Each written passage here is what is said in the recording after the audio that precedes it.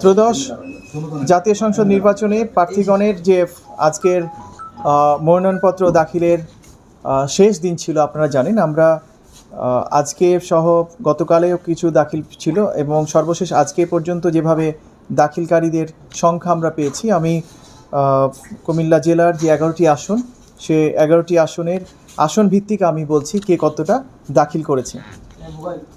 আমরা প্রথমে 1 নম্বর যে আসন 249 কুমিল্লা 1, এখানে মনোনয়নপত্র দাখিলকারীর সংখ্যা 12।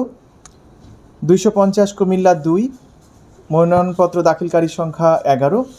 251 কুমিল্লা 3, মনোনয়নপত্র দাখিলের সংখ্যা 9। কুমিল্লা 4, মনোনয়নপত্র দাখিলকারী 8 জন।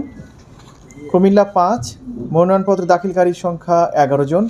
কুমিল্লা 6, মনোনয়নপত্র দাখিলকারীর সংখ্যা 11 জন। কুমিল্লা 7, মনোনয়নপত্র দাখিলকারী 9 জন। কুমিল্লা 8, মনোনয়নপত্র দাখিলকারী 10 জন। কুমিল্লা 9, মনোনয়নপত্র দাখিলকারী 15 জন।